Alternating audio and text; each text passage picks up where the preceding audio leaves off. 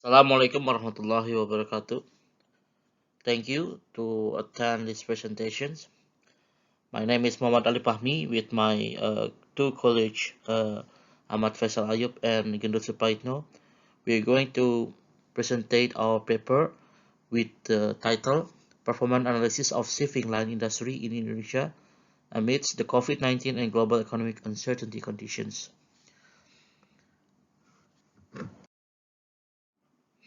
Our presentation's outline is based on introductions, methodology, result and discussions, conclusion, and reference. So the background of this paper is that the benefit of trade and commerce are distributed more than fairly thanks to the part in the part of shipping, moving more than 80% of the item in the world. We now live in a bunny world which stand brittle, anxiety, non-linearity, and incomprehensible as described by the anthropologist historian and futurologist James Casio. At the end of 2019, another resilient test is ready to hit global shipping, maritime transportations, and infrastructures, where the global COVID-19 pandemic disaster began. During this period, government policy lockdown impact to the global supply chain. According to UNCTAD, the shipping industry shrank by 3.8% in the first half of 2020. But maritime trade increased by 4.3%. Indonesia, as a maritime country, is also not immune from this influence of global issues that occur. This research aims to provide an overview of the impact of the uncertainty of shipping line in the maritime sector and shipping line in Indonesia. So this has become our objective. We're going to provide an overview of the impact of uncertainty of the global situation on maritime sector and the shipping line in Indonesia. The methodology that used in this research based on quantitative method. First is data collections.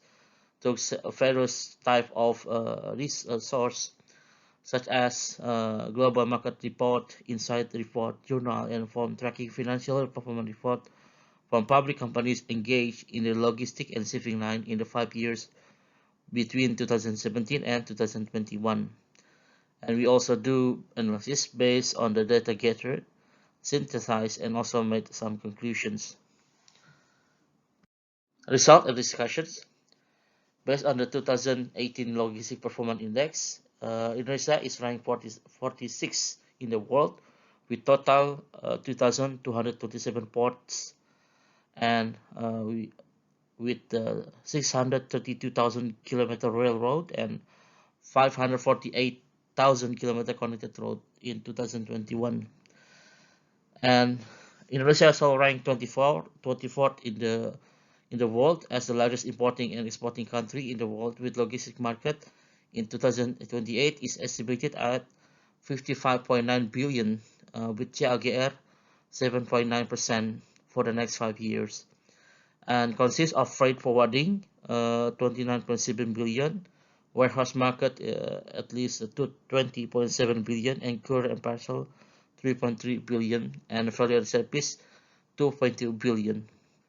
We found that in Indonesia there are total 174 companies that run in logistic business, consists of 5% is international logistic companies, and 95% is logistic local company.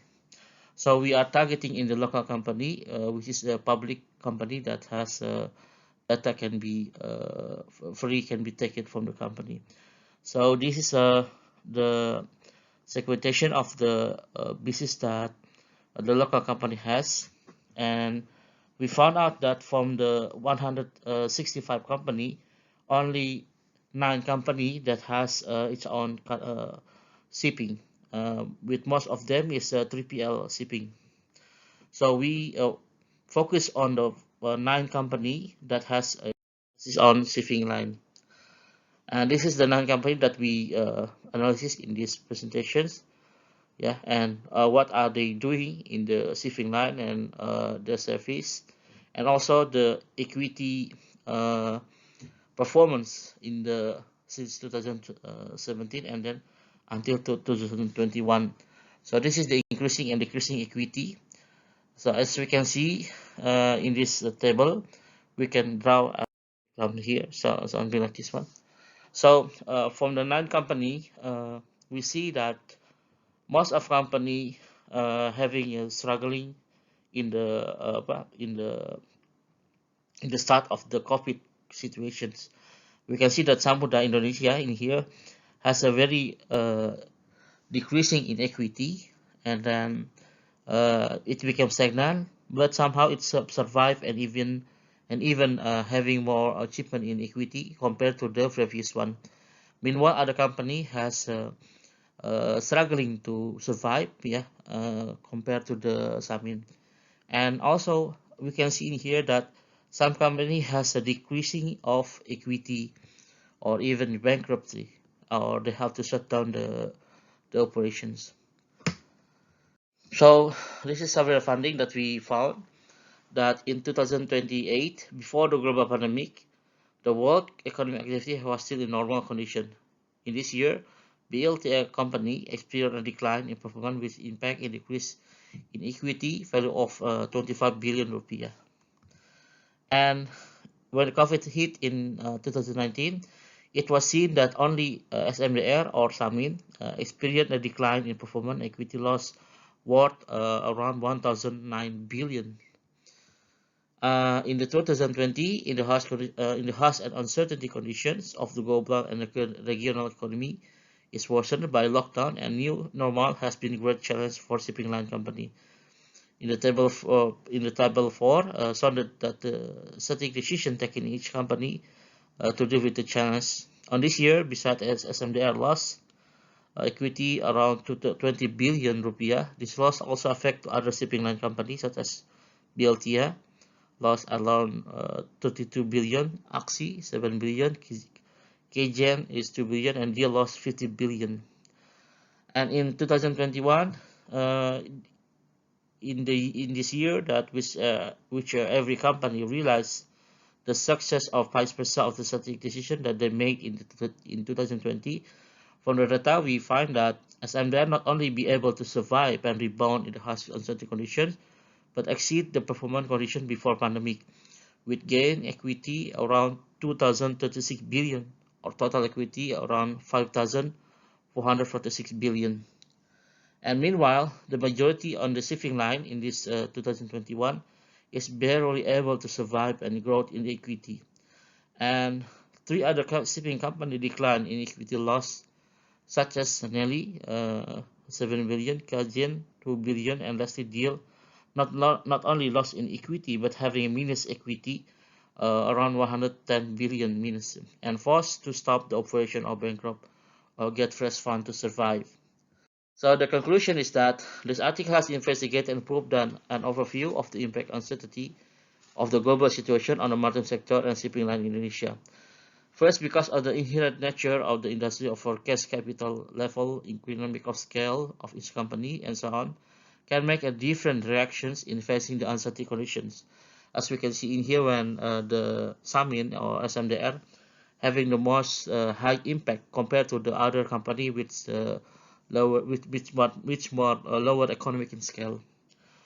And then when COVID-19 hit globally in 2019, it was seen that the impact is hitting the biggest company in terms of capital and in economic scale.